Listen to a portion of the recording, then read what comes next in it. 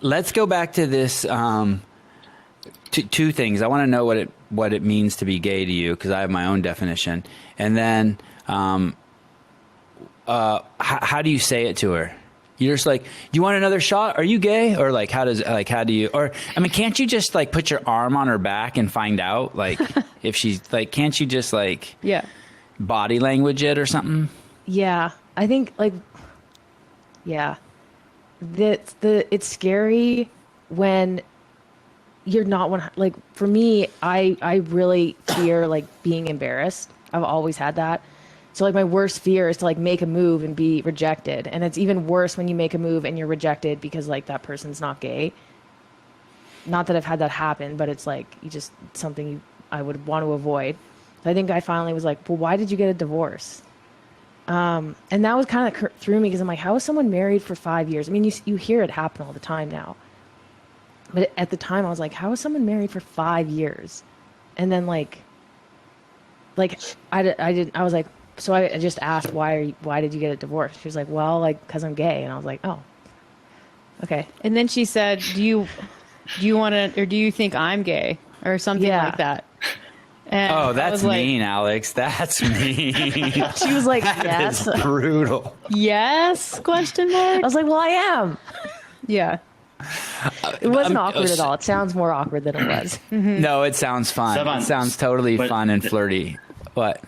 But this thing that Alex... This isn't about me, Brian. Don't ask me a question. Don't ask me a question. This is about me.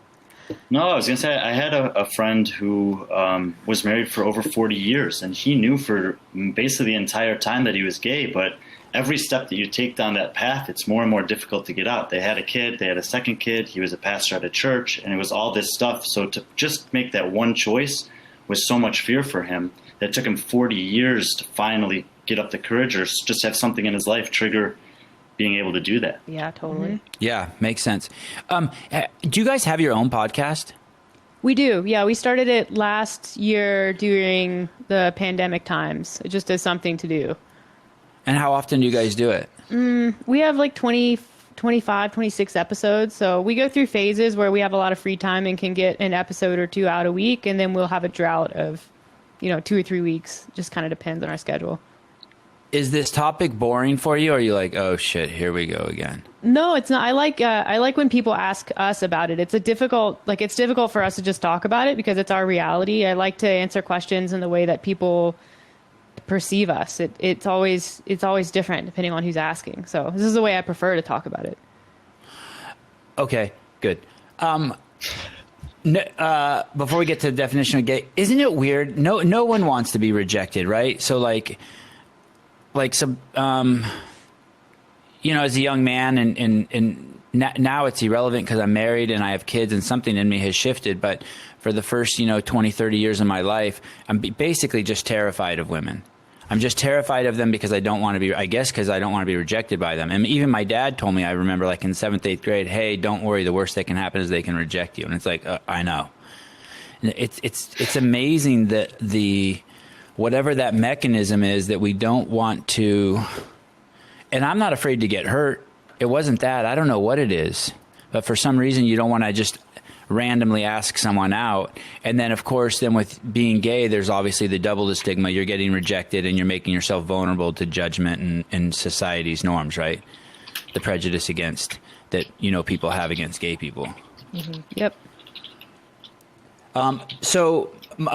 My definition of gay, and this is really hard for me to say this because, just because I'm could be just complete fucking idiot right here. My definition of gays is when you want the same genitalia that you have, you're attracted to. Period. Yeah, that's like, that kind of sums it up in my opinion. And then when I look at it like that, I'm just like, who gives a fuck? Like, I'm just like, there's just nothing more to it for me to there. Like before I got married,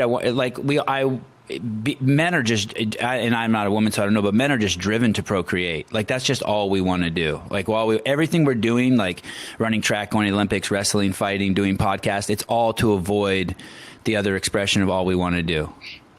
Procreate.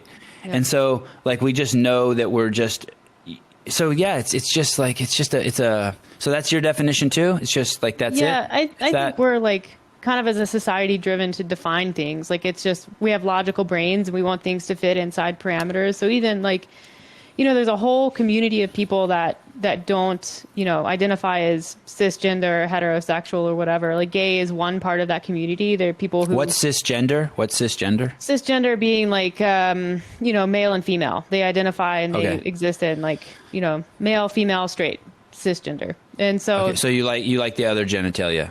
Yeah. Opposing shapes. I've never heard of that term.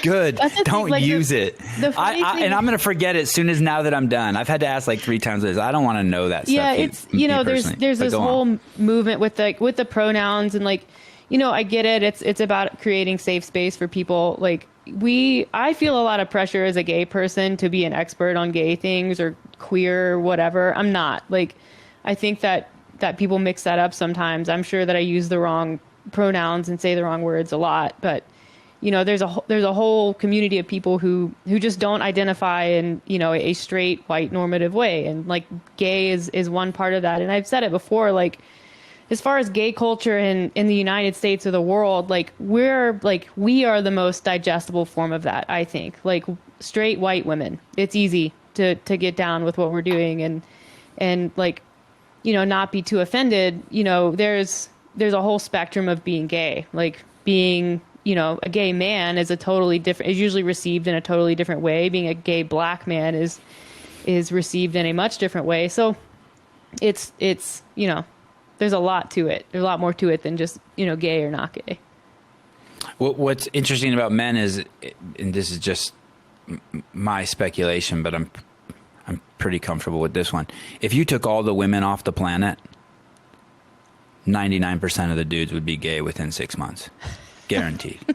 I promise you. They hate hearing that. No one wants to say it. They don't have a choice. It would just happen. We're just savages. We're just disgustoids that we just do this thing. Yep. And we're just dudes. Yep. So that's the bizarre thing. It's a very thin veil. I mean, it's as thin veil as like, 3 months. Sorry, 3 months. Did I say 6 months? 3 months. It is such a paper thin veil. It is paper thin. And you could tell if you're listening to this and you're a dude and you felt triggered or you felt a response, that's how thin the veil is. It's okay. You're still straight as shit. I'm not saying you're not. I'm just saying if they took all the women off 3 months later, you'd be in bed with me.